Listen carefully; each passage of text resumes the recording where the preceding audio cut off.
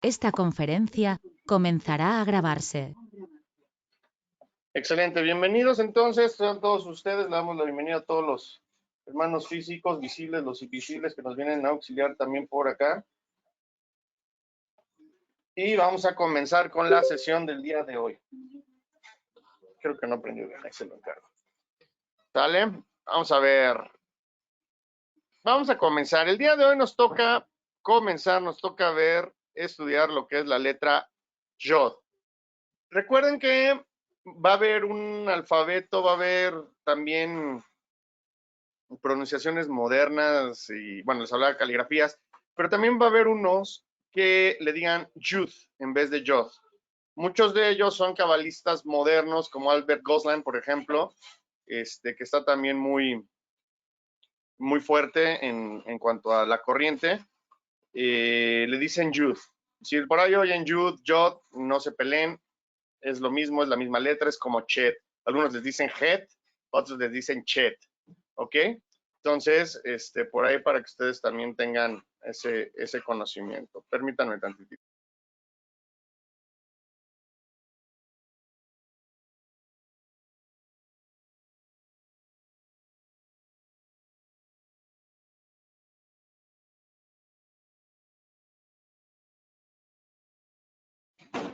Ok, listo.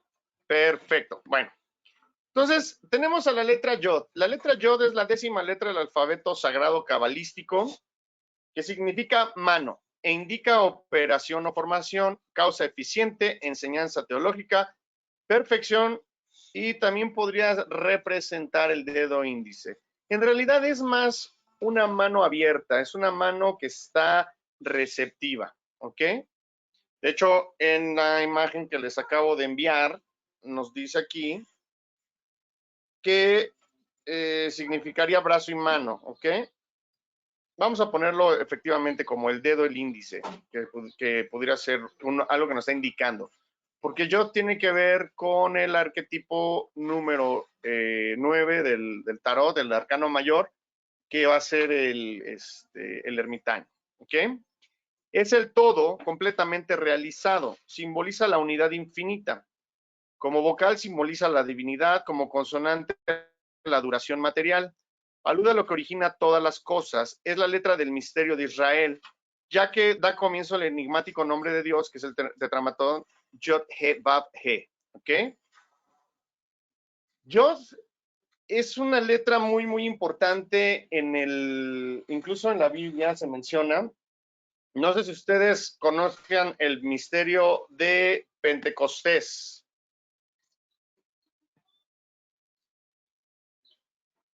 ¿Sí conocen lo que es el misterio de Pentecostés? Usted sí, pero no se acuerda. Aurora sí. Cuéntanos, Aurora. Violeta no. Bienvenida, Violeta. ¿Qué es Pentecostés? Sí, es una fecha importante.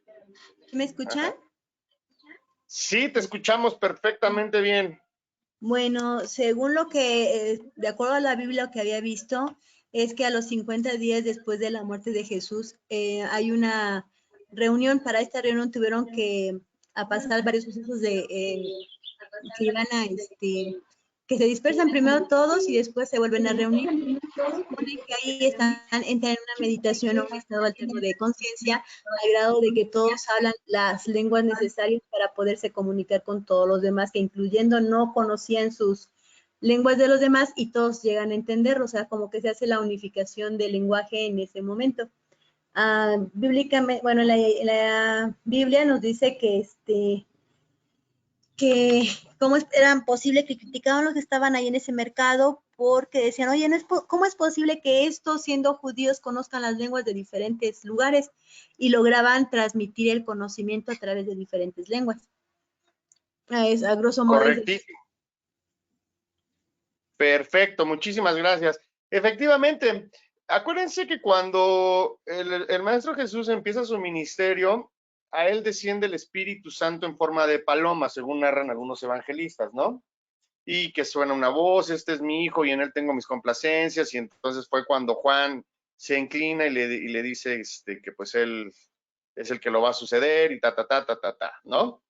Bueno, Pues como bien comenta esta Aurora, después de que Jesús es crucificado y resucita, empiezan a tener apariciones con los discípulos y sigue el ministerio de Jesús porque tiene que seguir perfeccionando a los ¿cómo se llama? Ay, a los judíos, a los discípulos, a los apóstoles, ¿ok? De hecho, esto también si quieren, tienen espacio a otro libro por ahí que quieran leer y que es un poco de ficción o mucho de ficción, pero está basado sobre todo en escritos de Flavio Josefo. Pueden leer Caballo de Troya 2, ahí es en donde habla precisamente de este tiempo y supuestamente este Jasón contó cuántas veces fueron las que se apareció, porque normalmente la Biblia creo que maneja unas 2 o 3 y fueron muchas más las que estuvo hasta que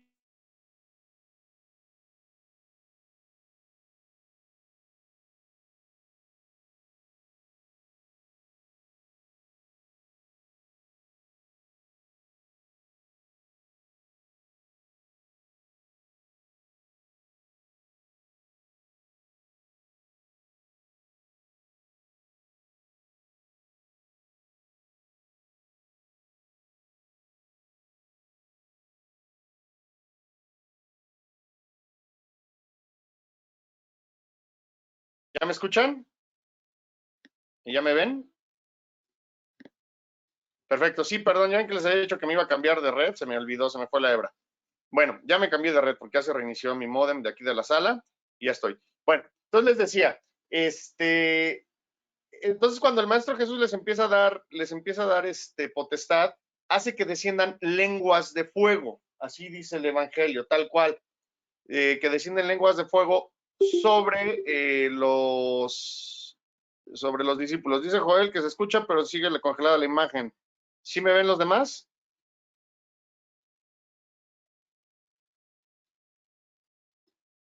No hay imagen. A ver, espérenme tantito. Vamos a ver aquí así. Ahora aquí así. A ver ahí.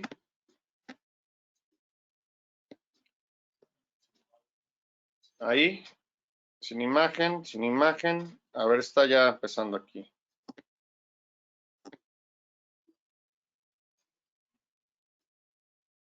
Se supone que aquí ya se reinició mi cámara. Excelente.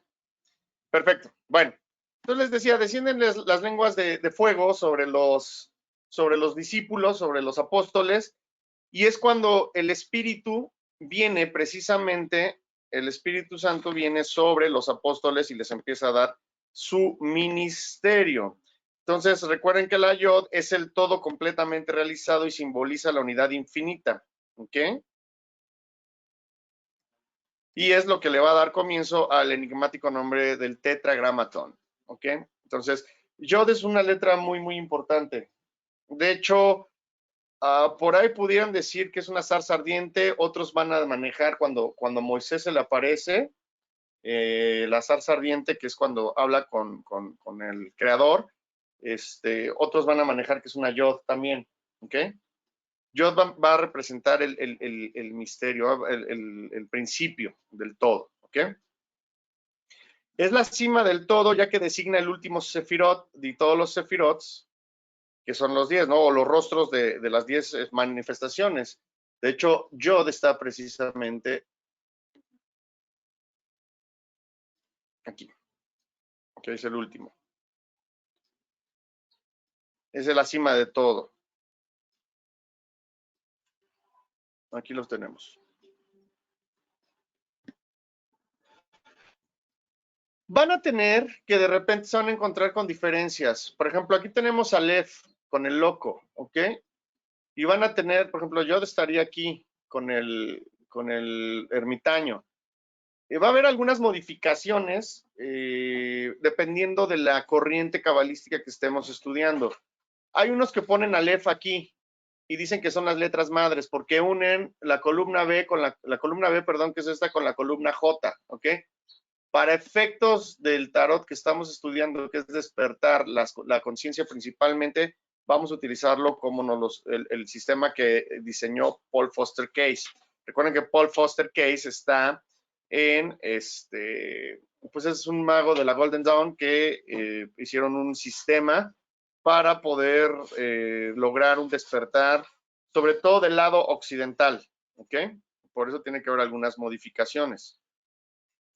Tiene sus correspondientes con la letra J, la Y y también con la I latina. Con el número 10, que es el 1 de la unidad y el 0 de la eternidad, ¿ok? A partir de este momento, las secuencias como que empiezan a medio repetirse. Porque recuerden que los números compuestos, los números originales van del 1 al 9 y por eso el 9 es la culminación. Y aquí ya empezamos a tener la conjugación de los demás números, que es el 1 de la unidad con el 0 de la eternidad, ¿ok? Por eso va a ser, su arcano va a ser el ermitaño. Su color va a ser el verde amarillento, la nota musical va a ser fa, el principio alquímico va a ser de circunvolución y el signo de zodiaco que le corresponde es Virgo. Ya les había comentado, el arcano mayor en la cosmogonía del tarot es el ermitaño y es asimilable en la mente humana a la propiedad de intuir y responder a las leyes de la periodicidad. ¿Ok? Volvemos a lo mismo, es periodicidad porque ya completamos el círculo, pero estamos en un nivel superior. ¿Ok? Indica principio, manifestación, alabanza, honor viril, falo, fecundidad viril, cetro paternal, poder ordenador. Esto también es muy importante, es fecundidad viril, porque recuerden que también la iod está asociada a lo que es el fuego. Fueron lenguas de fuego lo que cayeron. Ok, nos acaba de llegar un mensaje de Rafa que por motivos profesionales no podrá asistir. Se disculpa también Rafa. Bueno, entonces, por eso va a ser mucho a la fecundidad viril, ¿ok? Lo que es el fuego. En el hombre despierta aptitud para conocer por inducción y deducción. En predicción es indicio de buena y mala fortuna, elevaciones y descensos y confrontamiento de los deberes diferidos. Según Grad, Yod participa en la gloria de muchos nombres ligados a la historia de los judíos. Pues de hecho sí. Yod va a estar ligada mucho, digo, por principio es la primera letra que tenemos en el tetragramatón. Uno de los hijos de Abraham y de Agar se llamó Ismael. El hijo de Abraham y de Sara se llamó Isaac. Jacob tenemos también, que es hijo que es hijo de Isaac y se transforma en Israel, que es el que lucha con Dios. ¿Ok? Jetro es el suegro de Moisés, quien deposita el futuro de Israel en las manos de Josué, quien atraviesa el Jordán y se apodera de Jericó en la conquista de la tierra de Israel. Entonces, la letra Yod va a estar muy ligada. A ver, por aquí nos llegó un mensaje, espérenme tantito. Muchos nombres comienzan con la I, con la J, dice Joel, correctísimo. De hecho, recuerden que la segunda columna del templo de Salomón, su nombre comienza con J también, ¿ok? Tiene una J. Recuerden que la primera columna es Bet y la segunda es Yod, ¿ok? Permítanme, tanto va a cerrar la ventana porque creo que aquí se les ocurrió pasar a los vendedores. Permítanme.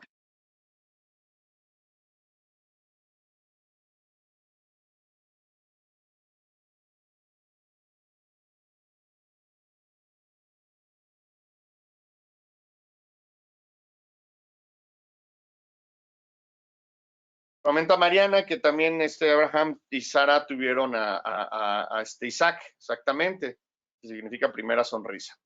Entonces, por eso es muy importante la letra Yod, tiene mucha historia. De hecho, Jerusalén es la capital de Israel y la ciudad donde se levantará el templo. Recuerden que existen 3 templos. El primer templo fue el que se construyó en tiempos de Salomón, ¿ok? Fue destruido por Nabucodonosor y fue reconstruido en épocas precisamente de Jesús, ya que le decían los del Sanedrín, cuando Jesús corrió a los vendedores del templo y les dijo que él iba a derribarlo y a construirlo en 3 días, que dijo, este está loco, lleva 50 años de reconstrucción el templo, y tú, ¿cómo lo vas a destruir? Lo vas ¿cómo se llama? A construir en 3 días. De hecho, se supone que Jesús y José eran contratistas en el templo. En realidad era lo que se dedicaban, no eran carpinteros así como tal. Ahorita conocemos un carpintero y es un oficio bastante modesto. En ese tiempo ser carpintero más bien era tectón y era ser tipo constructor, tipo contratista. ¿Ok? Por eso muchos que se fanatizan un poquito, dicen que Jesús fue uno de los primeros masones también, ¿no? Porque masón significa constructor.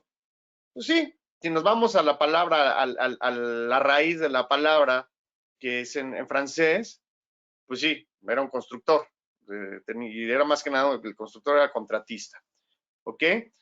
Y se derrumban y destruyen el templo de Jerusalén, el templo de Salomón, 40 años después de que muere de tiempos de Jesús, ¿no? Dice aquí Joel.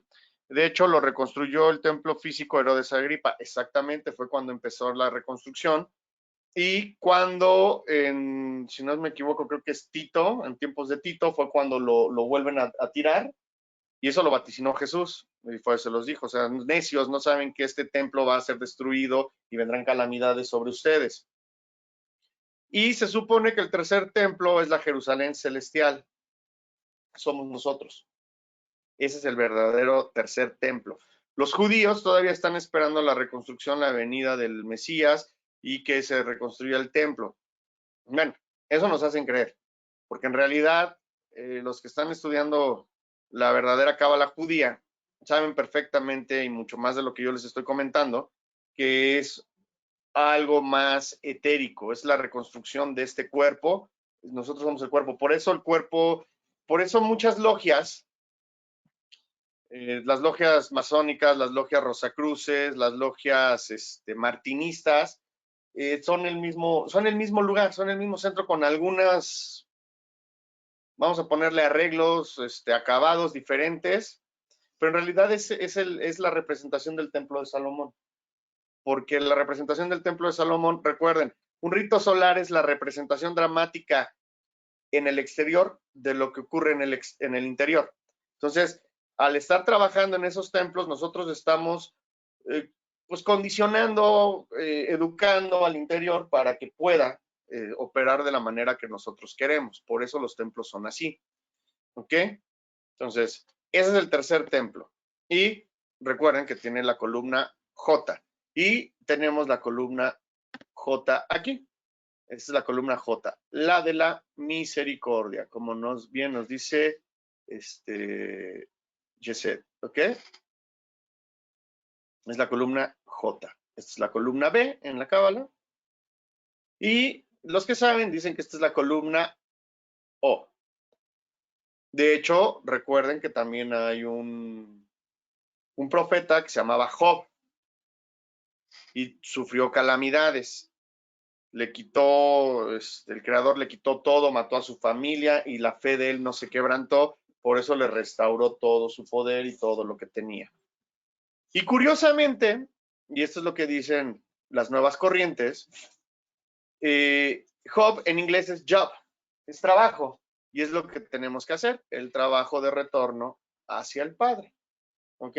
Por eso se supone que eligieron esa palabra para poder designar al trabajo. Agarraron Job para ponerla en job. ¿Ok? También vamos a tener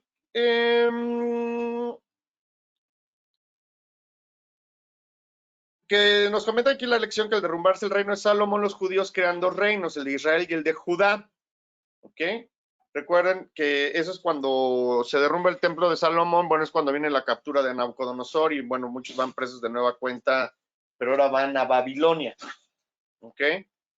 Van a Babilonia y desaparecieron las tribus, entonces nada más quedan dos pueblos, el de Israel y el de Judá. Y de Judá es donde nace la casa de que va a traer a David y que, bueno, más bien que va a traer a Jesús, ¿ok?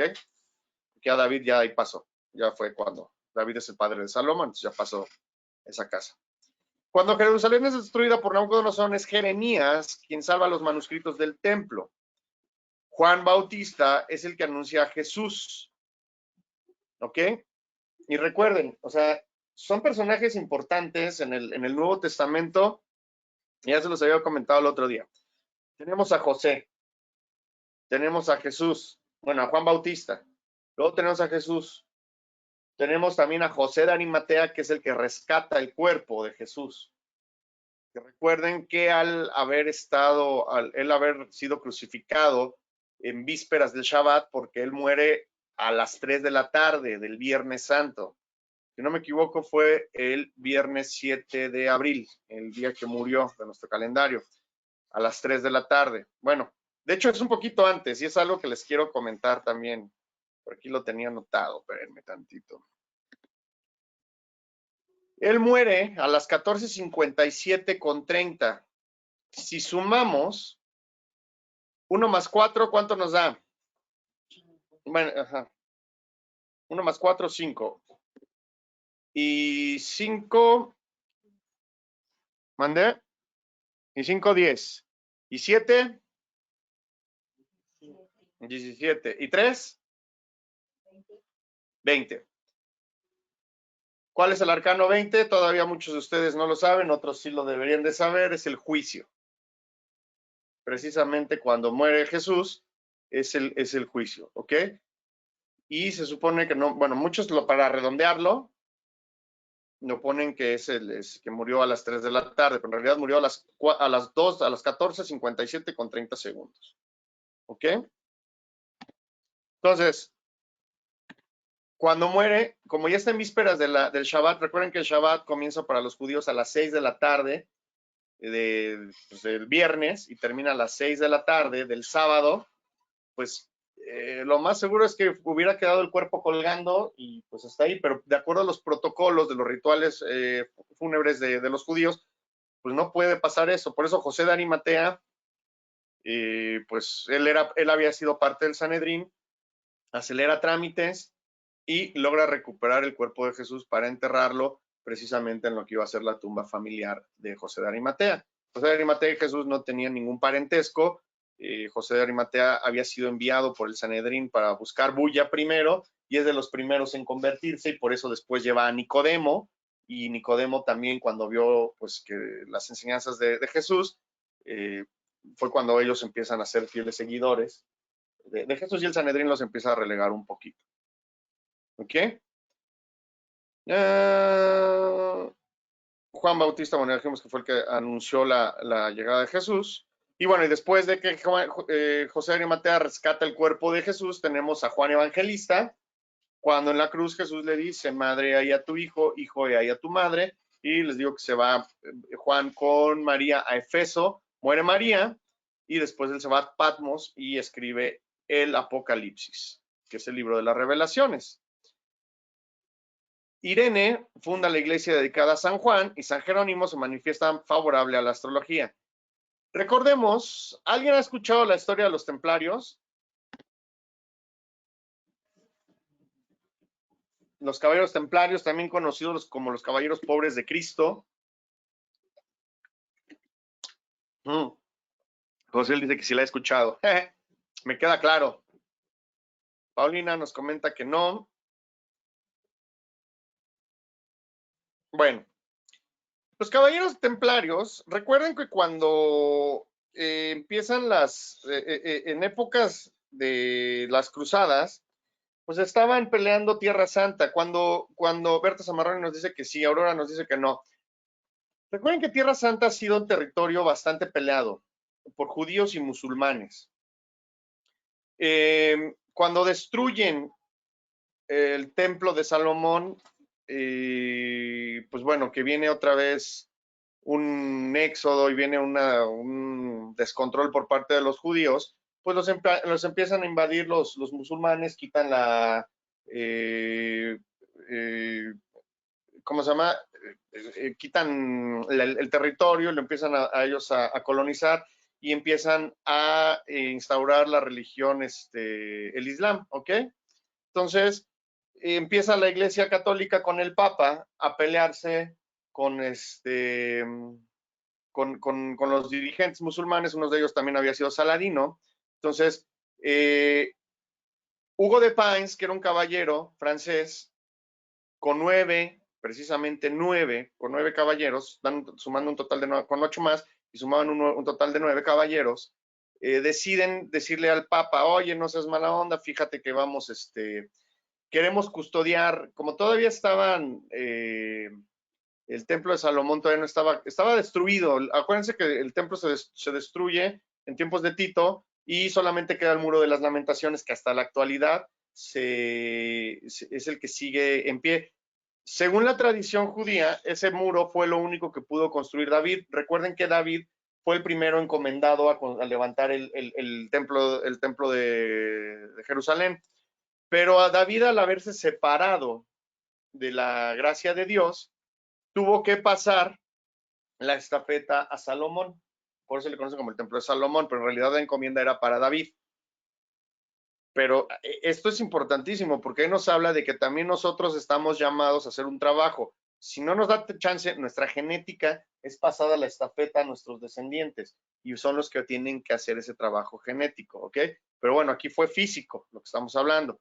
Entonces, levanta el templo y cuando lo destruyen, lo único que queda es el muro de las, bueno, lo que se conoce como, si no me equivoco, es el muro noroccidental y que se conoce hoy como el muro de las lamentaciones, donde en Yom Kippur todos los judíos van y se lamentan precisamente, que es el día de la expiación, van y se lamentan en el muro y hacen sus rezos, ponen sus plegarias, etc., etc., ahí en el muro de las lamentaciones, ¿ok?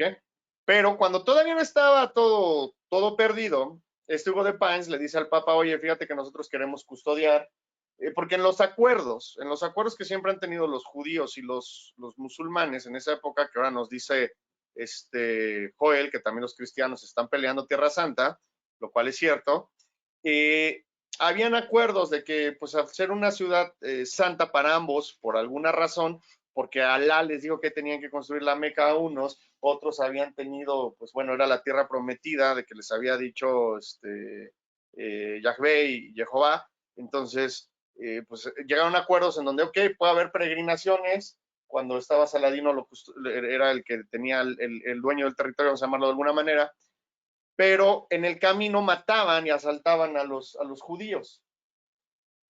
Era un camino tan extenso que pues ni los sarracenos podían, a través de Saladino, podían según garantizarles, y el Papa pues tampoco podía, no tenía tanta fuerza, ¿no? En ese momento. Entonces se supone que 9 caballeros piadosos podían cubrir todo ese terreno para custodiar a los peregrinos y les dieron chance de que asentaran pues su base, por decirlo de alguna manera, en las caballerizas del Templo de Salomón. Se supo poco de ellos y si fue eficaz su tarea como guardianes, policías vigilantes, Guardia Nacional, guaruras, capellanes, qué sé yo, si lo pudieron hacer de manera adecuada, no hay mucha lectura al respecto. Lo que sí se sabe es que cuando regresaron a la luz, salieron con un poder político, sobre todo, bastante grande. Lo que es cierto es que se empezaron a hacer de muchas simpatías. Entonces, ustedes lo saben, siempre en la nobleza el servir a Dios era bien visto, les daba estatus, les daba jerarquía y era obligación también, ¿no? Entonces, empezaron a reclutar y todo lo que los nobles poseyeran en ese momento pasaba a ser propiedad de los caballeros templarios, que en ese tiempo se llamaban los caballeros pobres de Cristo, y empezaron a crecer en número y evidentemente también en riqueza.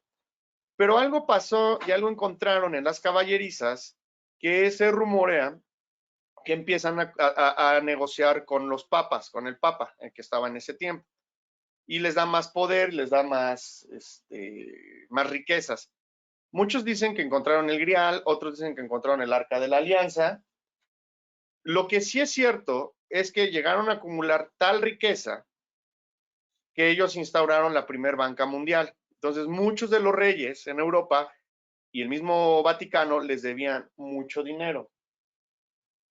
Por ahí hay muchas teorías de por qué fue que les volteó bandera Felipe el Hermoso y el Papa Clemente V con de Nogaret, que era el consejero real de Felipe el Hermoso, y un viernes 13 mandan a nivel Europa, vamos a llamarle a nivel mundial, porque pues en ese tiempo era todo el mundo, ahora sí, hacen una redada masiva de todos los templarios.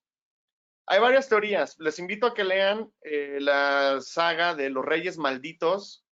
El libro 1, precisamente, habla de, empieza con la muerte de Jacques de Molay, que es a donde nos lleva la lección del día de hoy. Jacques de Molay se escribe con J y fue el último gran maestre templario. ¿Okay?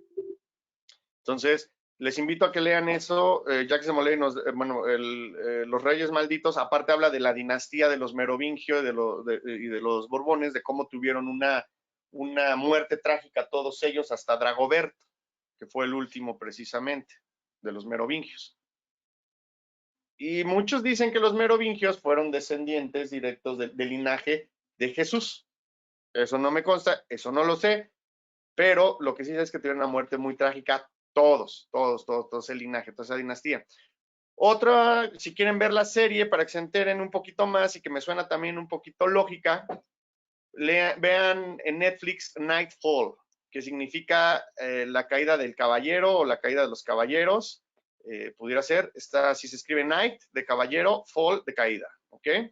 Se los pongo en el chat, si lo pueden ver, me confirman, por favor. ¿Ok? Esa nos da una versión más terrenal de por qué cayeron los templarios. Pueden leer las dos. A final de cuentas, es historia, es cultura. Es muy difícil saberlo. Lo que sí es cierto es que habían amasado un gran poder, tenían algo que la iglesia les temía y hasta que encontraron aliados, pues que fueron todos los demás reyes y sobre todo Felipe el Hermoso, que les agarró un coraje bastante grande, pues fue que los empezaron a exterminar. Y cuenta la leyenda que varios de esos caballeros templarios que se pudieron salvar, que evidentemente algo sacaron del templo de Salomón, ellos tenían sus rituales. De ahí es de donde nace la leyenda del Baphomet y que decían que los templarios eran adoradores de Satanás y que venía el beso oscuro para poder ser parte de la orden, ¿no? del temple. Lo cierto es que tenían varios rituales, habían rescatado un gran conocimiento cabalístico, estuvieron en el establo de los establos de Salomón, no sabemos hasta dónde se adentraron. Y si es cierto que encontraron el Arca de la Alianza o encontraron el Grial, no lo sabemos. Lo que sí es cierto es que seguro escrito, seguramente, repito, escritos como las clavículas de Salomón, si no precisamente las clavículas, que son las claves de Salomón, sí seguramente algunos otros grimorios han de haber encontrado, ¿ok? Quizá alguna presencia. Recuerden que en el templo fue construido por órdenes de Yahvé a David para que la Shekinah, que era la divina presencia, reposara en el Sancta Sanctorum, que es el lugar, el santo de los santos, ¿ok? Antes la Shekinah vagaba libremente cuando fue el Éxodo, y dicen que la gloria de Dios los guiaba. En el día era un pilar y en la noche era una columna de luz, de lumbre, de fuego, una yod, que guiaba el camino durante 40 años que estuvieron vagando en el desierto, los judíos, en el Éxodo. Pasó el tiempo y entonces esa Shekinah les pidió que le construyeran, ya después lo hacían en tabernáculos, eran tiendas de campaña. Cuando se lograron establecer, derriban las murallas de Jericó, sacan a los cananitas, los filisteos, etc. Ya tienen que hacer el templo físico, el templo de concreto. De hecho, les dice las medidas, las maderas. Hay unas partes en Reyes en donde les da toda esta explicación. Incluso dice quién debe de ser el orfebre y viene el linaje del orfebre. También, si quieren, después lo podemos platicar un poquito más a detalle. Y es cuando lo construyen y entonces la Shekinah reposa. Y a partir de ese momento, el sumo sacerdote, que en tiempos de Jesús viene a ser Caifás, pero bueno, el sumo sacerdote en esas épocas va pasando de familia en familia, solamente puede entrar una vez al año a consultar a la divina presencia. ¿Ok? Para eso hicieron un peto con 12 joyas para que tuviera la protección, porque no sabían que había. Pues se supone que si alguien entraba sin ese peto, sin un báculo, sin otras protecciones, moría al instante. También si entraban en otra época del año que no fuera ese precisamente, una sola vez al año ya lo podían consultar a partir de que se construyó el templo. ¿Ok? Entonces, se supone que la Shekinah, la divina presencia, se pierde cuando Nabucodonosor se invade y derrumban por primera vez el templo. Se supone, quién sabe, no lo sabemos. Pero lo cierto es que reconstruyen el templo una segunda vez, como bien nos decía Joel, en épocas de Herodes, los trabajó José, trabajó Jesús, trabajaron ahí y lo vuelven a destruir en tiempos de Tito. ¿Qué? Y ya de ahí se supone que se perdió para siempre la divina presencia, que debería de haber estado reposando en el Arca de la Alianza. Recuerden que la divina presencia cuando eran peregrinos estaba en el Arca de la Alianza. ¿Okay? Entonces, no sé si encontraron oro, no sé si encontraron escritos, quizá encontraron la divina presencia, no lo sabemos, eso solamente lo saben pues los que estuvieron involucrados, pero cuenta la misma leyenda que cuando sacaron a los templarios, cuando queman a Jacques de Molay está en la plaza y lanza una maldición sobre Felipe el Hermoso, sobre el Papa Clemente y sobre de Nogaret, que es el asistente, les invita a comparecer ante el tribunal de Dios en un lapso no mayor a un año. Así es como comienza la saga y esto está documentado, no nada más es la novela de los Reyes Malditos, eso está documentado y curiosamente los tres mueren de maneras trágicas antes del año, de que se cumpla el año de que murió Jacques de Molay. Y se supone que de ahí viene la maldición de los merovingios. ¿Ok? Y entonces los templarios que quedaron se fueron a resguardar por varias partes de Europa, porque siguió la cacería y dicen que los templarios llegaron a refugiarse a las logias masónicas. Aquí hay mucha controversia y aquí es en donde muchos se van a tener que poner de acuerdo y van a tener que estudiar sobre todo. Muchos masones asiduos dicen que no es cierto, muchos masones que pueden caer en un fanatismo dicen que sí es cierto. Lo que sí es cierto es que la masonería se constituye como tal hasta 1717 en Inglaterra, pero tenemos vestigios de logias desde mucho antes del 1100, ¿ok?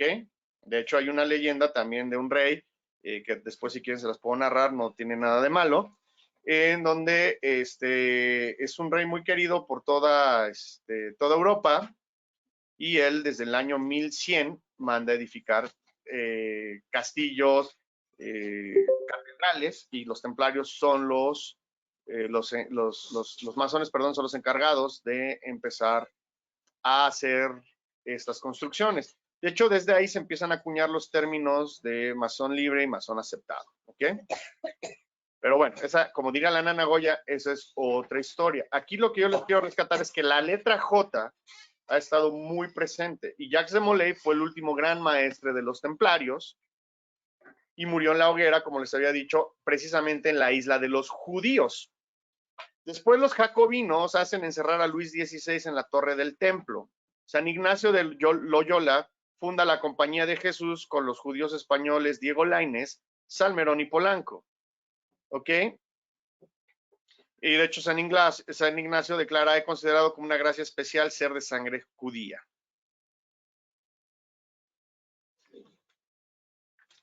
Y como ustedes verán, pues la letra Yod, pues tiene una gran, al igual que la letra G, tiene un poder importante en la historia de los judíos. Jeroglíficamente el Yod significa todo poder manifestado, representa la mano del hombre y su índice. Como signo gramatical denota potencia en contraposición al acto. También expresa duración intelectual y eternidad. Sus atributos son respuesta, unión de los opuestos y tacto. Para la Cábala, es una de las 12 letras simples e indica el 10º y último sefirá, como bien nos indicaba Mariana, Malkut. De hecho, se supone que se debe pronunciar Malhut, ¿ok? Que es el rey, precisamente. ¿Dudas de lo que hemos visto hasta este momento de Yod?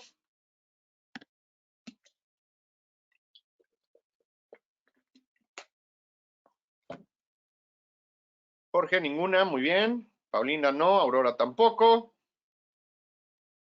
Muy bien.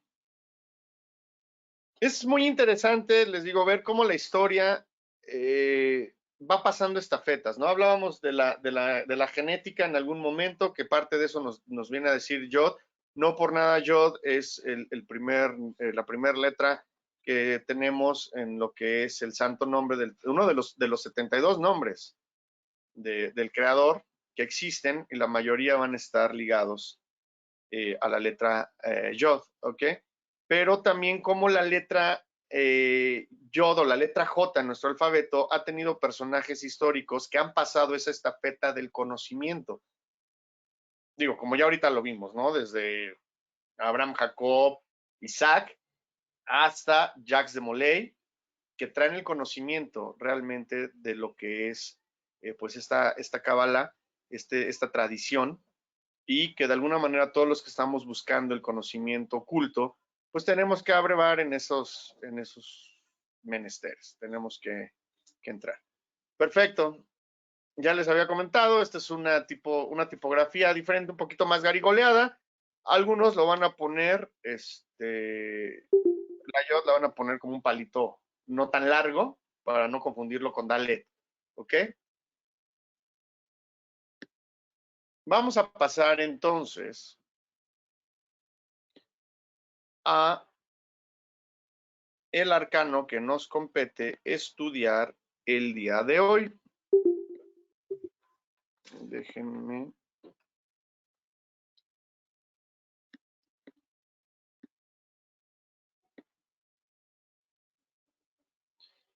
Reviso los mensajes porque luego no sé si son de ustedes o algo por el estilo. ¿Dónde tenemos? Ah, ya lo había abierto según yo. ¿Dónde quedó el ermitaño? Aquí estás.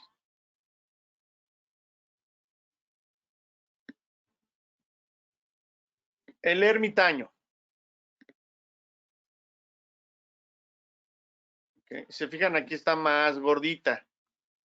La Yod. Esta sí parece una lengua de fuego, como decía en Pentecostés. La otra es un poquito más garigoleada, parece un caracolito. ¿Ok? Solamente son cuestión de tipografía. Y les repito, si alguien les dice que es Yud, pues no se trata de pelear. La pronunciación moderna de los cabalistas modernos es Yud. Puede ser Yud, puede ser Yod, puede ser Chet o puede ser Het. ¿Ok? Bueno. El ermitaño, que es el arcano 9 del tarot, representa la identidad una o el yo soy.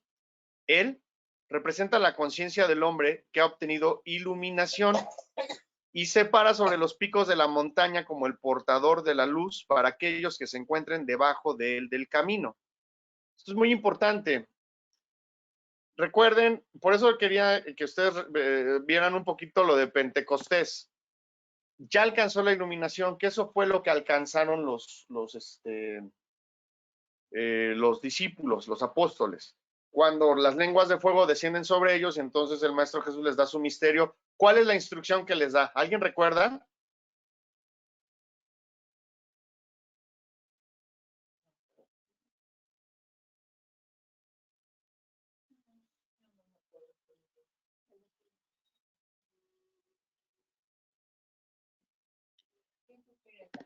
A ver, vamos a ver.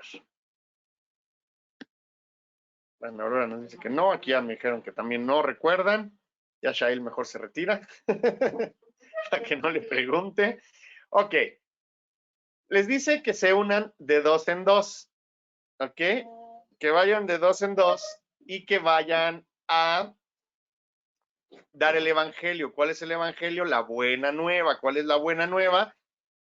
Que hay un padre amoroso que ya no es vengativo, que, bueno, pues desde mi punto de vista es que empezó otro eón. Un eón es el periodo que gobierna cierta entidad. Fíjense, para los judíos existen 72 nombres sagrados de Dios. Se supone que esos nombres sagrados los dividen y cada determinado tiempo a lo largo del día vamos a poder invocar esos nombres, ¿ok? Fíjense, esto es en lo pequeño, así. en lo inmediato. El león se supone que es el periodo que gobierna un dios, una entidad, ¿ok? Que es más o menos de 2500 y pico años. Que se supone que es lo que dura normalmente una era. Ustedes recordarán que estamos saliendo del año, de la era de Piscis para entrar a la era de Acuario. Recordarán que el Maestro Jesús, cuando le preguntan, que él dice, voy a venir y regresaré, y dice, ¿cuándo regresarás, Maestro? Cuando el hombre derrame el agua del cántaro. El agua del cántaro cayendo es un símbolo inequívoco de la era de Acuario. ¿Ok? Bueno, aquí tiene varias cosas que tenemos que checar. ¿Ok? Muchos dicen que la era de Acuario empezó en 1960 y tantos. Muchos decían que empezó en los 80s. Híjole, voy a medir mis palabras, pero Samael Awenor, que él se autodeclaró el avatar de la era de Acuario, ¿ok? Que tengan cuidado con la corriente gnóstica de Samael. Tiene buenos libros, pero también de repente tiene información un poquito alocada. Y les repetía hace 8 días que estábamos viendo lo de Kundalini. No sé si le llamen prejuicio, no sé si le llamen precaución, no sé si le llamen lo que quieran. Pero, cómo vamos a poder seguir las enseñanzas de alguien que está queriendo despertar Kundalini que muere de cáncer de columna? ¿Ok? Entonces, hasta ahí lo voy a dejar. Dice Berta, sí, yo asistí a una meditación de 24 horas pronunciando los 72 nombres de Dios. Correctísimo. Otro avatar, Ser Reynor de la Ferrer, dice que en 1948, perfecto, Ser Reynor de la Ferrer, que escribió varios libros, entre ellos el libro negro de la masonería, tiene datos bastante importantes, ¿ok? También si lo quieren leer, nada está prohibido, ahí lo verán.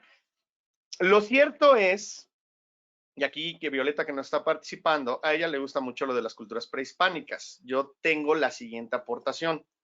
Muchos están organizando, yo no soy partidario de la New Age, pero por ahí pudieron dar un buen golpe en el clavo en cuanto a las fechas. ¿Por qué? Muchos están diciendo que en el 2020 fue cuando realmente tuvimos la entrada. Muchos dicen que un salto cuántico y que, bueno, ahí sí ya también están desvariando un poquito porque ni hemos tenido un salto cuántico, ni vamos a tener un salto cuántico. Vamos a tener un cambio que sí va a venir con diferentes manifestaciones, son ciclos, son muchas otras cosas. Pero bueno, ¿qué es un salto cuántico? Pues en realidad esa es la situación, que nadie lo sabe y solamente lo mencionan porque es algo rimbombante. Dicen que es un cambio de mentalidad, pero en realidad es que el quantum, el quantum es una unidad que se descubrió. Antes el átomo se decía que era la partícula más pequeña y eso significa átomo en griego, indivisible. Pero el quantum es una partícula aún más pequeña que el átomo y de ahí se deriva la física cuántica, que tiene que ver mucho con la teoría de cuerdas, con la teoría de tiempo y la relatividad, pero no habla tanto de cambios de conciencia como lo quieren ver muchos New Age, ¿ok? Entonces es la situación, que muchos dicen, vamos a tener un salto cuántico como los mayas y vamos a trascender. Les tengo una noticia bastante dolorosa. Solamente 2 entes han podido trascender con todo y guarache aparentemente. Esos son Elías y Enoc. O perdón, rectifico, Enoc y Elías, en orden cronológico. Y que desde mi punto de vista, a lo mejor lo que les ahorraron lo que les dieron fue una muerte piadosa. La misma Biblia nos habla de una segunda muerte en el Apocalipsis, que quien siga los preceptos y que guarde lo que tiene y todo, no sufrirá la transgresión de la segunda muerte, ¿ok? Eso lo podemos ver también en otro momento, porque es un tema bastante chévere, bastante padre, pero es un tema bastante complejo y que no quiero perderme en todo lo que ahorita les quiero transmitir. ¿Ok? Entonces, si nosotros estamos hablando de energías, vamos a manejarlo así, energías. ¿Ok? La energía que maneja un ser tan iluminado o que pudiera manejar Dios o que pudiera manejar algo más elevado y diferente a nosotros, es una energía más fuerte que la del Sol. Si nosotros quisiéramos ir al Sol, nos derretimos muchísimo antes de poder llegar a quién sabe cuántos millones de distancia. Pues imagínense si realmente van a poder trascender como tal con todo y guaraches. Eso no va a pasar, no se va a abrir un portal cósmico y nos va a pasar. A lo mejor lo que sí va a ser que nuestra conciencia logre unificarse y no la perdamos en una transición a otra, ¿ok? Para los que hayan logrado ese avance. Los que no, pues vamos a tener que seguir estando en esta rueda de encarnaciones y no recordamos porque ese es nuestro precio que tenemos que pagar, parte del precio, ¿ok?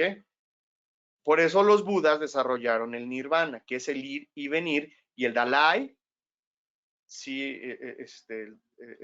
recuérdenme, es el Dalai Lama, ¿no? Dalai Lama. Dalai Lama, sí tiene esa conciencia del ir y venir. Él no ha alcanzado el grado del Cristo. El Dalai Lama, gracias, Joel. Él solamente va y viene con su conciencia. Pero ¿qué creen? Que no viene uno solo, a veces se parten varios, porque es parte del ciclo y van a tener que hacer su trabajo. ¿Ok? Entonces, todavía por ese lado sí lo veo. Pero bueno, respondiendo un poquito a Violeta, espero que es del salto cuántico, ellos lo ven como un cambio de conciencia y que nos vamos a ir con todo y guaraches, como Enoch y como Elías. Yo la veo muy difícil.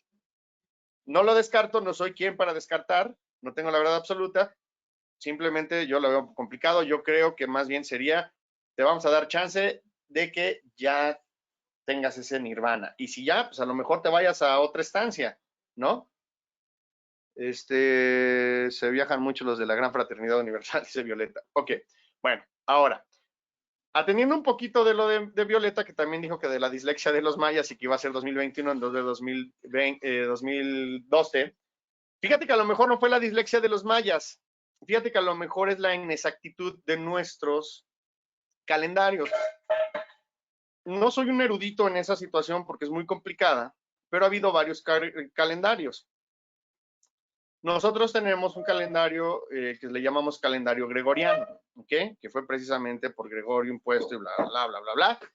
Y ese mismo calendario ha sufrido modificaciones y por eso tenemos años bisiestos, porque los minutos y segundos, que son parte de ese tiempo y que tiene que girar la Tierra alrededor del Sol, no llegan a cuadrar en la exactitud de su precesión, que así se le llama el movimiento, no llegan a encuadrar bien y por eso cada 4 años tenemos que insertarle un día a nuestro calendario. Los judíos, de hecho, tienen algo bastante interesante que dicen, tu fecha calendario de tu cumpleaños realmente no es la que dices porque no tenemos esa exactitud.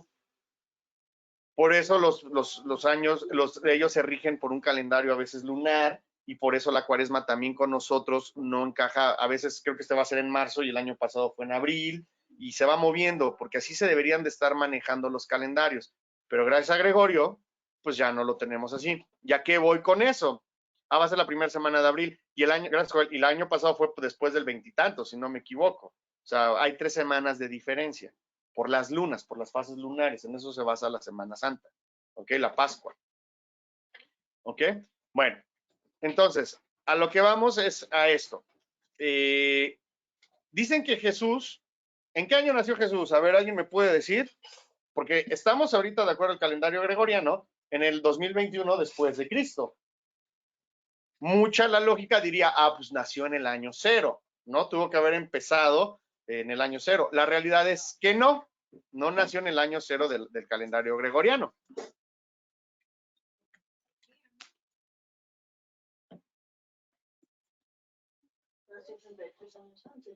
Según el calendario gregoriano, no nació tampoco 33 años antes. Según el calendario gregoriano nos vienen manejando, vienen haciendo entre el -1 y el -3. ¿Ok? Pero acuérdense que ya ahí hubo uno. Exactamente, Aurora. Eso está genial. Año 7 o 9 según los macabeos. Muchísimas gracias por esa aportación, Aurora. Y aquí es en donde nos van a cuadrar las cuentas. Vamos a poner que fue el año -7. Si al -7 le sumamos los 2000, ¿cómo se llama? Los 2012 que se supone que tenían que encuadrar con la dislexia que dice Violeta que tenían los mayas, ¿qué año nos da? 2019, efectivamente, Violeta. ¿Cuándo empezamos a tener este fenómeno mundial? En diciembre del 2019. O sea, a lo mejor los mayas no tuvieron esa dislexia, ¿cómo se llama? Esa dislexia astronómica, astrológica. Realmente, el calendario que le dieron en la torre fue el que no nos vino a dar, ¿ok? Entonces, pudiera ser, digo, si vamos a estar hablando de eso. Entonces, pues están cumpliendo ese ciclo. Entonces, estaríamos diciendo que estaríamos ahorita en la transición precisamente de la era de Piscis a la de Acuario. Porque en realidad nadie lo sabe. O sea, C. Reynaldo de la Ferrer dice que en el 40 y tantos, Samuel Awenor dice que en el 60 y tantos, y que él es el avatar y se autoproclamó el Cristo de esta era. Nada más imagínense, semejante barbaridad. Entonces, pues yo le voy más a esa onda, porque lo podemos justificar un poquito más en el marco histórico. O sea, efectivamente, el calendario es muy imperfecto. O sea, no estamos viviendo el tiempo que tenemos ahorita. Simplemente, pues, según los macabeos, como envió nuestro punto Aurora, pues Jesús nació en el año -7. Entonces, de ahí tendríamos que empezar a hacer nuestras cuentas. Y entonces se están cumpliendo los ciclos. Digo, Jesús vino ya avanzado, ya entrado el calendario, la era de Piscis, ¿ok? Por eso a Jesús lo representa el pez. Todos los cristianos se representan con un pececito que parece que tiene el símbolo de la eternidad, porque él era de la era de Piscis, ¿ok? Y ahorita estamos entrando en la era de Acuario. Y si entramos en el 2000, en el 48 y si entramos en el 60, digo, para los 2500 y cacho años que dura, eso es una nimiedad. Son los 5 minutos de tolerancia que tenemos en cualquier retardo los seres humanos comunes y corrientes. ¿Ok? Entonces, eso es muy, muy importante. Abro un poquito la ventana porque ya me dio calor. Esperemos que los vendedores nos dejen trabajar. Bueno, y el de la basura y todos los demás. Entonces, bueno, aclarado este punto,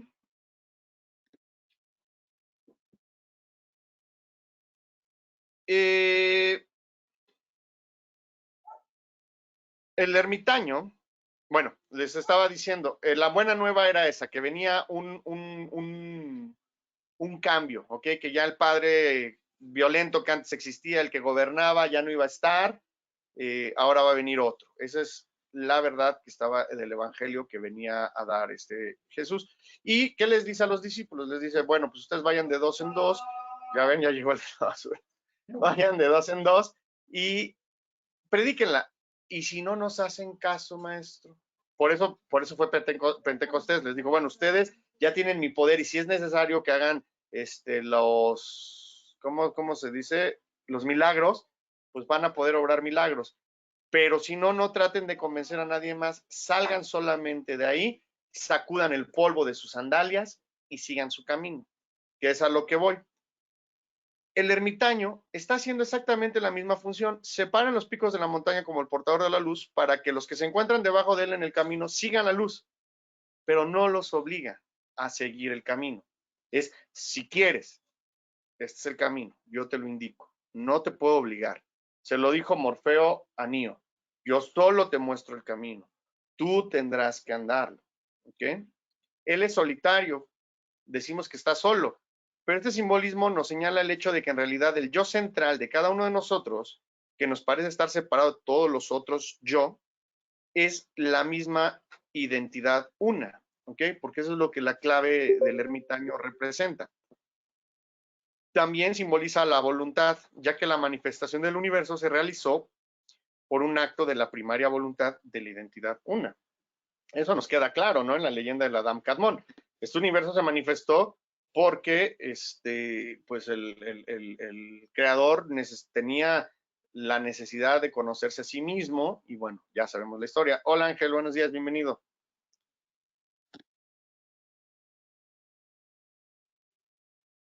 Ahora, dice que está solo, pero no por eso quiere decir que está que vive la soledad ¿cómo le llamamos? En depresión, en melancolía. O sea, de hecho, le está en un gesto reflexivo. ¿Ok? Y si se fijan, su cabeza, su túnica, bueno, el gorro de la túnica es este. Hay una yod sobre su cabeza que indica que él ya completó el proceso. ¿Ok? La túnica gris del ermitaño simboliza por su color la neutralización de todos los pares de opuestos en una manifestación mutua. Recuerden que hay mucho simbolismo en los arcanos que nos van a hablar de la unificación de los pares de opuestos. Ese es el objetivo. Pues tenemos dos hemisferios, por eso hay dos columnas en el templo de Salomón, por eso hay dos columnas en el árbol de la vida, por eso muchos templos tienen un cuadro ajedrezado, un mosaico, que es blanco y negro porque lo simboliza. El ADN tiene dos colores, uno es rojo, uno es azul. Por eso en muchos lugares van a encontrar que una columna es roja y otra es azul. En otros lugares va a ser negra y va a ser blanca. ¿Okay? Todo eso es simbolismo nada más de la dualidad. ¿Va? Aquí la túnica del ermitaño pues, dice que ya es una mezcla de entre ese negro y ese blanco y nos da una tonalidad gris. ¿Ok? En una manifestación mutua, porque los colores opuestos ya se mezclan en igual cantidad y nos van a producir ese gris. La vara corresponde a la voluntad y al mundo arquetípico, ¿ok? La vara que aquí tiene. Y de hecho esta vara tendría que ser la misma vara que usó Moisés y que de repente la tuvo que traer Aarón también, ¿ok? Eso nos habla. Y la vara, pues evidentemente nos va a hacer siempre, nos va a recordar a la espina dorsal. Esa es nuestra vara, ese es nuestro caduceo de Mercurio. Y por ahí decía una de las maestras que teníamos, hablo en plural, no porque esté loco, sino porque los que están aquí presentes tomaron también esas clases con esa maestra, y decía que precisamente la espina dorsal, pues es como si fuera nuestra antena del radio, en donde si queremos recibir buena información de arriba, pues nuestra antena debe estar derechita. Por eso también se les invita siempre a que se sienten derechos, a que anden un poco erguidos, cosa que a mí me cuesta trabajo porque por ahí tengo una escoliosis, no sé ni cómo se pronuncia bien, pero bueno, todos debemos de poner un poquito más de atención para poder tener esa recepción, ¿ok? Bueno.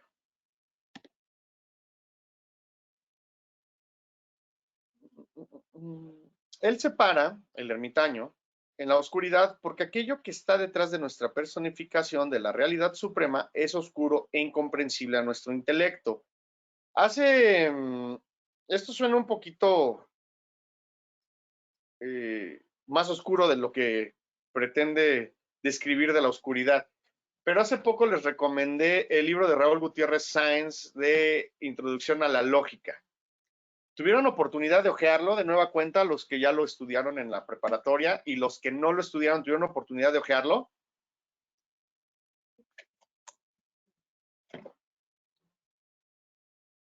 ¿No?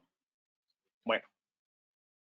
Hay una parte en donde nos empieza a explicar lo que es la lógica.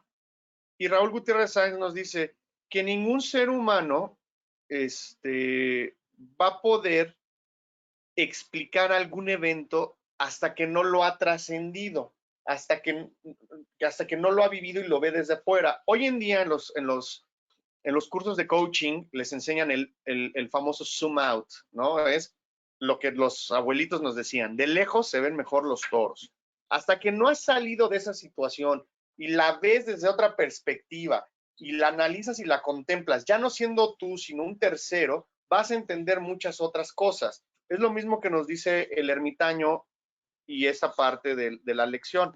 Vamos a leerla de nueva cuenta con esta perspectiva. Él se para en la oscuridad porque aquello que está detrás de nuestra personificación de la realidad suprema es oscuro e incomprensible a nuestro intelecto, hasta que lleguemos a trascenderlo. Esa es la palabra que usan Raúl Gutiérrez Sáenz en el libro de Introducción a la Lógica. Y son palabras que me quedan muy grabadas y que al principio no entendía. Dije, bueno, ¿y cómo lo voy a trascender si lo estoy viviendo en el momento? Y en el momento es cuando lo quiero resolver.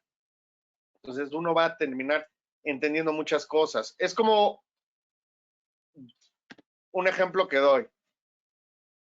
No sabemos ser hijos, o por lo menos ser buenos hijos o ser unos hijos un poquito más adecuados hasta que nos convertimos en padres. Y entonces empezamos a ver desde ese zoom out varias de las cosas y de por qué nuestros papás nos decían muchas cosas y por qué nuestros papás, digo, con las manías y deficiencias que pueda llegar a tener un ser humano, pero la esencia en sí es esa.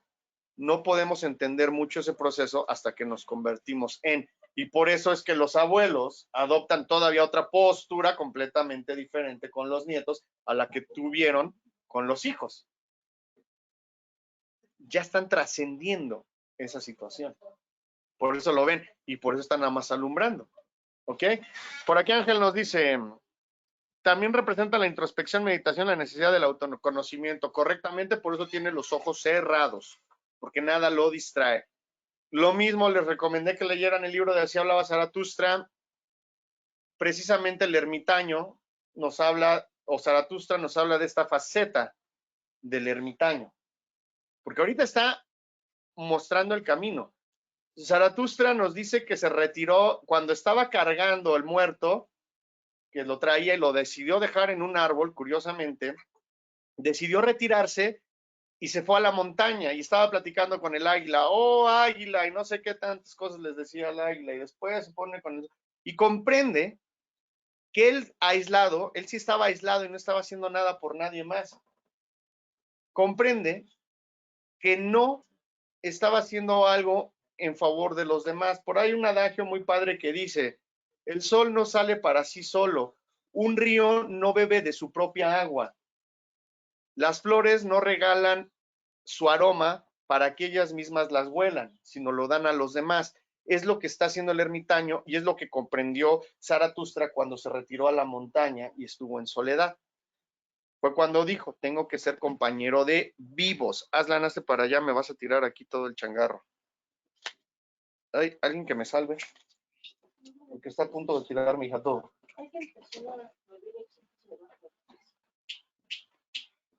¿Ok? Espérenme tantitito, porque si no, es lo que pasa cuando dejamos que Aslan dé la clase. Va a ser como el médico, el doctor. Y ya intentó lamerse los pies. Denle 3 croquetas. ¿Han visto ese meme?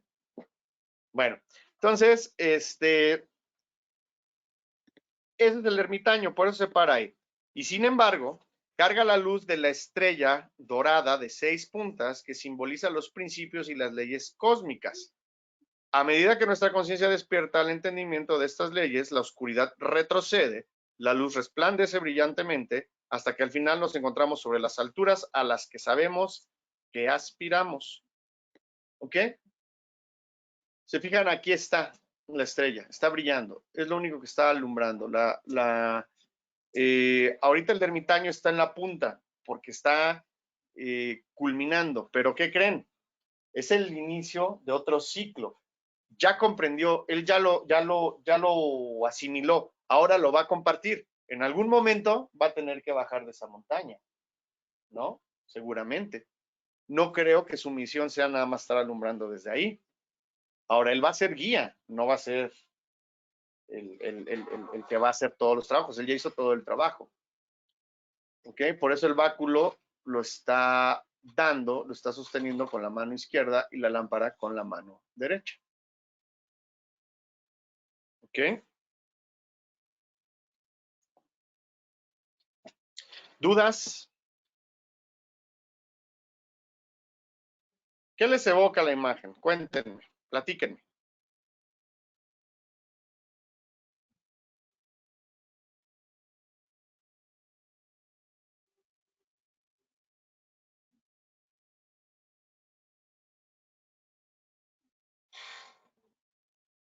Gandalf, exactamente, Violeta. Es Gandalf el gris. Y cuando... ¿Qué le pasó a Gandalf para convertirse en Gandalf el blanco? ¿Ustedes vieron El Señor de los Anillos? Se aventó de la torre, exactamente. Estaba en una torre, estaba en lo alto y estaba en su soledad. Dice Violeta que dio el azotón. No, no, Dios la azotó, Violeta, porque se aventó y lo salvó. ¿Qué fue lo que lo salvó? No fue un águila, era como, ¿sí fue un águila grande? ¿Un glifo? Sí, ¿verdad? El águila. Gracias, Ángel.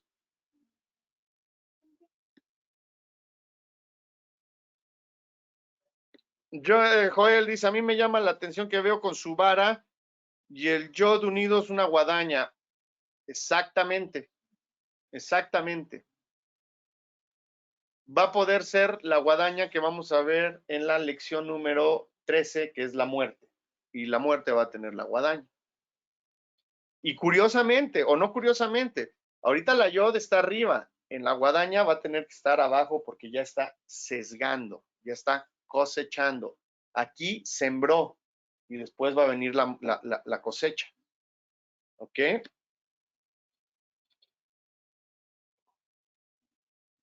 Joel dice, caer hasta los sótanos de Moria y después subió hasta el pico más alto y allí fue donde lo derrotó por fin. Exactamente. Exactamente, en la de las, si no me equivoco, es en la de las dos torres, curiosamente, ¿no? Bueno, sí, en la de la Comunidad del Anillo, vence a Balrog, que es el demonio, y baja. Baja, desciende a los infiernos. Y es cuando efectivamente lucha contra el Balrog y el Balrog lo jala, porque se supone que lo vence, tira al Balrog, lo regresa al inframundo, pero el Balrog lanza un látigo, lo jala de un pie, habría que checar qué pie es, y lo jala y entonces empieza a luchar contra el Balrog, contra sus demonios. Y es cuando de repente en las Saruman, ¿no? Ya después lo tienen, lo captura, lo tienen ahí. Perfecto. Es el pie derecho, exactamente, que es la materia. Exactamente. El Señor de los Anillos es una película que es 100% cabalística también. Es más, ¿cómo le podríamos llamar? A diferencia de las Guerras de las Galaxias también es una película 100% cabalística, pero es futurista, vamos a llamarle. Esta vamos a llamarle, es que más, de un trama más épico, vamos a llamarle un trama épico, es una película más épica porque nos habla más mística, efectivamente, Ángel, que nos habla más de caballeros, nos habla de un lenguaje de los orcos, nos habla de los elfos, nos habla de hadas, es un poquito más mística, efectivamente, pero tienen una información bárbara. Es una historia muy análoga porque J.R.R. Tolkien fue una persona educada en un cristianismo muy tradicional. Exactamente, y miren, la verdad es que eso ha servido mucho. No es ni tan malo, y bueno, si no nos vamos a un extremo de un fanatismo, pero ¿cómo se llamaba? Luis también, el que escribió Narnia, las crónicas de Narnia, hombre, fue precisamente un sacerdote que, sí es Luis, perfecto, Joel, muchas gracias. Un sacerdote que quería ver cómo jalaba a los chavitos y cómo pasaba el conocimiento, y precisamente Aslan era el Cristo en esa película, que era el león. ¿Ok? Entonces, hay que verlo con otros ojos. En mi caso particular, digo, ahorita me hablan a lo mejor de ir a misa y digo, pues no me nace tanto, acompañaré si tengo que acompañar, pero a mí en lo personal siento que me ayudó mucho toda esa formación porque ahorita puedo platicar y compartir con ustedes precisamente de esos temas, de los pasajes del Antiguo, del Nuevo Testamento, saber un poquito cómo está estructurado. Me falta muchísimo porque no soy un experto en la materia, pero tengo las nociones de saber en dónde está lo que necesito buscar. Ya sé más o menos cómo está compuesto, si es antiguo, si es Nuevo Testamento, pues si fue Antiguo Testamento, bueno, tiene que estar en Jueces, tiene que estar en Ruth, tiene que estar en esto. Entonces, hay que acercarse un poquito más a lo que tienen también, porque es parte de esa cultura y es parte de esa estafeta que estábamos platicando hace ratito. A final de cuentas, todo este conocimiento sale desde Abraham. Llámese judaísmo, llámese cristianismo, llámese catolicismo, si lo quieren ver en todas sus variables, ortodoxo, ruso, perdón, anglicano, apostólico, romano, la vertiente que quieran ver, evangelistas, testigos de Jehová, y si quieren irse por otras fuentes como pudiera ser incluso la misma masonería que tiene sus raíces judías, quien no quiera verlo, de plano tiene las dos manos tapándose los ojos así solito, porque tiene su corriente judía bastante impregnada. Me van a decir, es que existe el rito de Memphis. Pues sí, pero al final de cuentas son interpretaciones de cómo alguien entendió el conocimiento original, por eso también se dividió en ritos, y bueno, se supone que el rito primitivo viene a ser el de York, que habla precisamente de del cautiverio, de la construcción del templo de Salomón en tiempos de Zoroastro, de cuando fueron a vivir a Babilonia, los judíos, después de que salieron presos de Egipto y se fueron otra vez presos a Babilonia. Y después viene el escocés antiguo y aceptado, que nos habla de la reconstrucción del templo de Salomón en, pues, ya un poquito en otro contexto, ¿no? Bueno. ¿Dudas? ¿Dudas que tengan de aquí del ermitaño?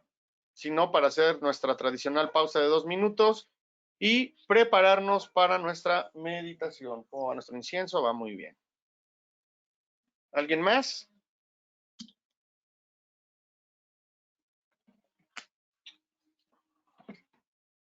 No, dice Berta. Ángel, perfecto. Hacemos nuestra pausa de 2 minutitos y nos metemos en vamos a comenzar nuestra meditación. Voy a pausar la grabación para retomarla en un momento. Esta conferencia comenzará a grabarse. Ok, perfecto. Bueno, entonces comenzamos retomamos, vamos a comenzar con nuestra meditación. Déjenme, voy a poner la letra primero.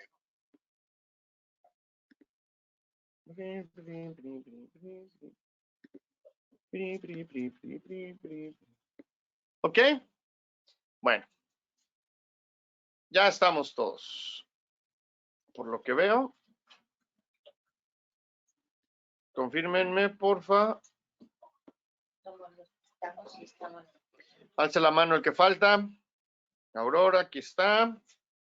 Coel, bueno, ya nos queda claro que sí estaba por acá.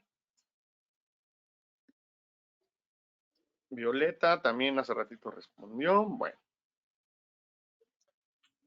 Pues tenemos entonces la letra Yod. La letra Yod, que es la 10ª letra del alfabeto sagrado cabalístico, tiene sus correspondencias. Vamos a mirarla, por favor, fijamente. Vamos a asimilarla, vamos a hacerla nuestra. Tiene sus correspondencias con el número 10, la letra J, la Y y la I latina. ¿Okay? Simboliza la unidad infinita. Es la cima de todo, ya que designa el último sefirot, que es Malkut, y a todos los demás sefirots, que son los 10 rostros de las vías de la manifestación del Creador. Su interpretación jeroglífica va a ser la mano con el índice, ¿okay? Señalando la mano y el índice. Y es una de las 12 letras simples, ¿ok? Vamos a analizarla. Correspondencia con el signo zodiacal de Virgo. Va el ermitaño y el color verde amarillento, así como la nota musical fa. ¿Ok?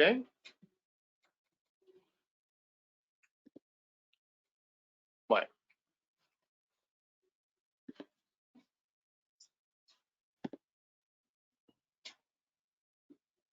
Actualícenla y vamos a pasar con el ermitaño.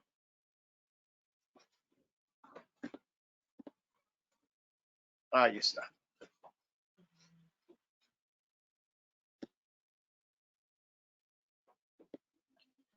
El ermitaño, noveno arcano del tarot, simboliza la identidad una o el yo soy y representa la conciencia del hombre que ha obtenido iluminación. ¿Ok? Recuerden que su túnica es gris porque es la unión de los opuestos y tiene en su lámpara la estrella de 6 puntas. También ya explicamos lo que significaba la estrella de David y por qué tenía ese nombre. Lo desmenuzamos con el alfabeto hebreo y lo practicamos y estuvimos viendo. ¿ok? La unión de lo divino y lo celeste, lo masculino y lo femenino. Simboliza también lo que es el amor. De hecho, de ahí viene David, que significa el amado. ¿Ok? Entonces,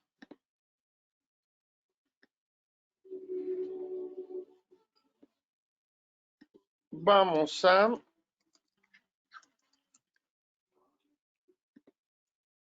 cerrar los ojos, por favor.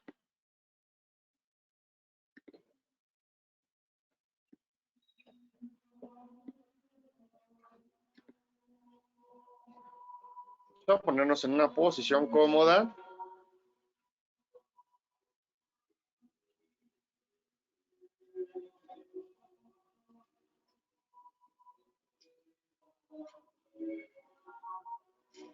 Tomamos una respiración.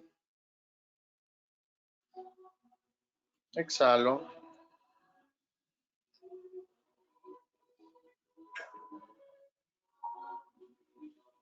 Es mi nivel de relajación número 1. Me encuentro tranquilo en una posición cómoda. Mi cuerpo está perfectamente bien acomodado. Soy ajeno a él. Tomo una segunda respiración. Inhalo. Exhalo.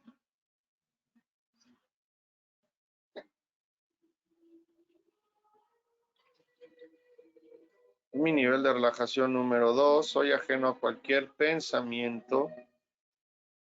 Si escucho un ruido en el exterior, soy ajeno completamente, no me interrumpe, no me saca de mi trance, lo dejo pasar. De igual manera, si un pensamiento viene a mi mente, lo envuelvo en una esfera de luz dorada y lo observo cómo se va.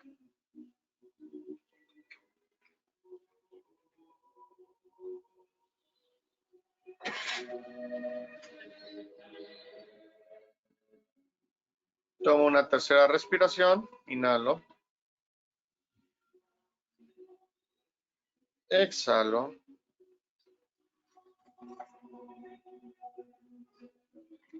Es mi nivel más profundo de relajación.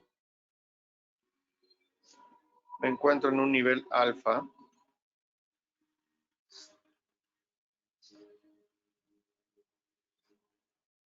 Veo una gran luz dorada que desciende desde el infinito, penetra en mí por la cabeza e inunda todo mi ser.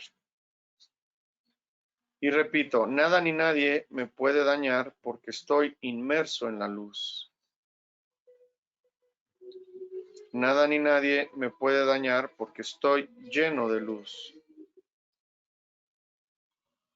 Nada ni nadie me puede dañar porque yo soy la luz.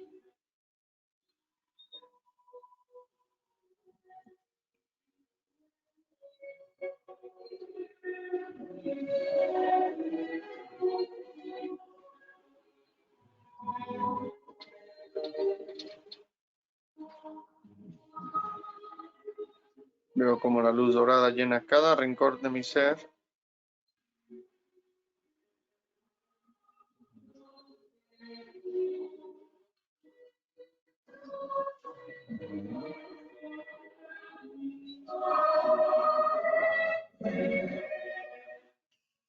Y frente a mí veo la letra Yod, o Yud, como ustedes quieran llamarlo.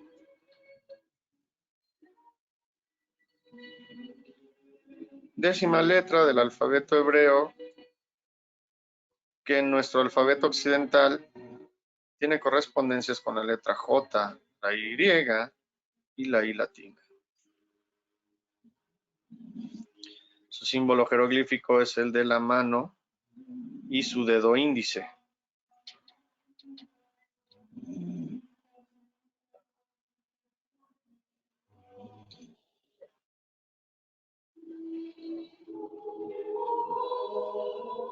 Su correspondencia zodiacal es con la constelación de Virgo.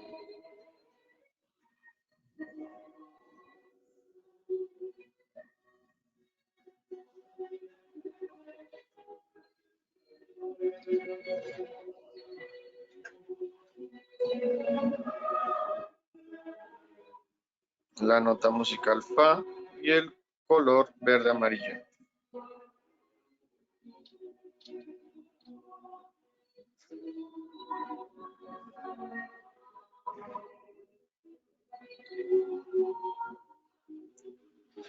Veo la letra, la paso a la nuca y la introduzco en mi ser.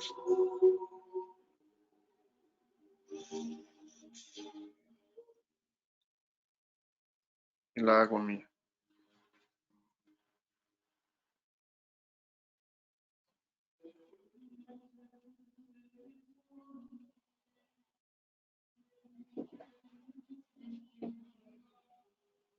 Frente a mí está ahora el arcano mayor del tarot número 9, el ermitaño.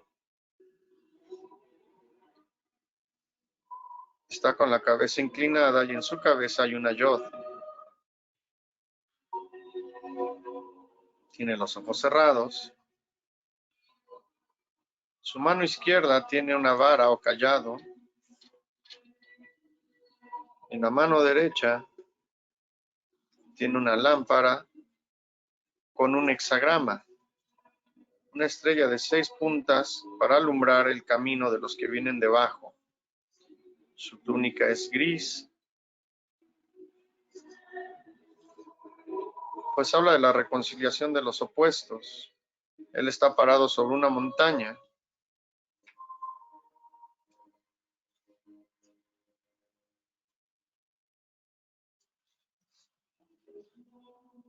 La miro, la observo, la contemplo.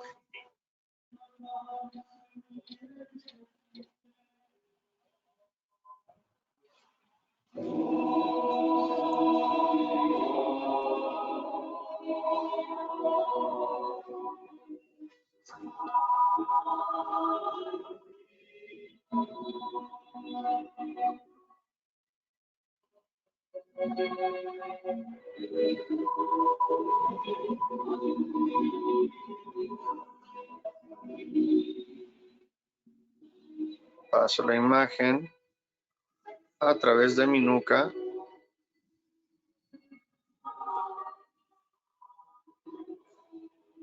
Entra en mi ser y la asimilo. Yo soy el ermitaño. Estoy parado en el pico de una montaña alta. En mi mano derecha tengo una lámpara resplandeciente con una estrella de 6 puntas. En mi mano izquierda tengo una vara, un cayado. Tengo la cabeza inclinada, con los ojos cerrados, reflexionando.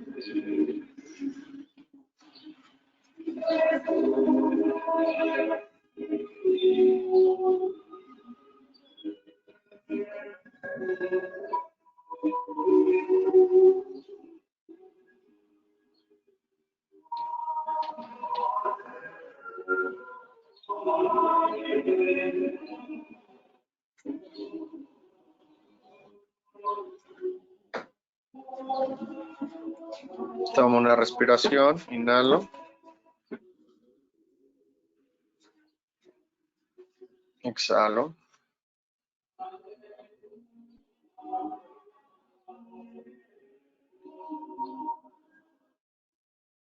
Voy saliendo de ese trance. Me ubico en el aquí y en el ahora.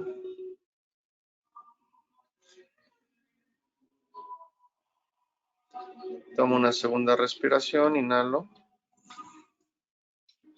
Exhalo. Recupero el movimiento de mis manos, mis pies, mi cara.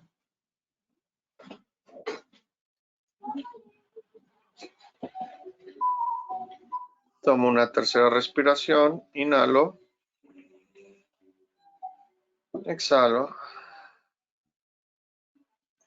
Y ya me encuentro en el aquí y en el ahora reincorporando.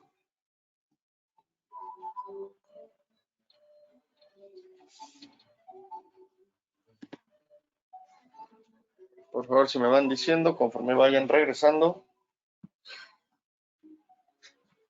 Ya volví. Muy bien.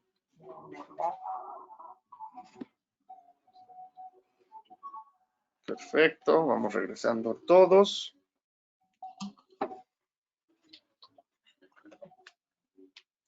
Ay, ahora sí me fui un poquito más lejos. Ya me costó mucho trabajo. Mucho. A mí me encanta este que se duerme en cuanto ve que estamos meditando, pero cuando regresamos se pone loco Aslan. Para allá. Un Aslancito. Ok, creo que ya todos estamos. Muy bien. ¡Au! No me rasguñes, Aslan. Muy bien. Bueno, algo que creo que no habíamos puntualizado era el por qué ponemos, visualizamos y ponemos en esta parte del cerebro o de la nuca, ponemos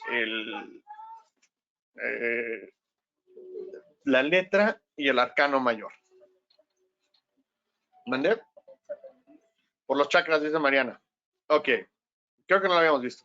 Es porque en esta parte están los archivos akáshicos. ¿Ok? Exactamente, donde están los archivos akáshicos. Los archivos akáshicos es la memoria universal, para decirlo de alguna manera. Exactamente, Joel, porque en esa parte está la memoria. Pero no nada más la memoria nuestra, sino la memoria universal. Recuerden que somos el resultado de varias generaciones, de muchas generaciones, y cada vez van siendo más generaciones las que nos anteceden. Entonces, por esa razón es que lo colocamos ahí, la información. Ahí es en donde va, donde tenemos que ver. ¿Ok? Perfecto. Bueno, pues, quería platicar con ustedes. Lo quería hacer bueno, ahora déjenme terminar la grabación y ahorita les platico. ¿Alguna otra duda?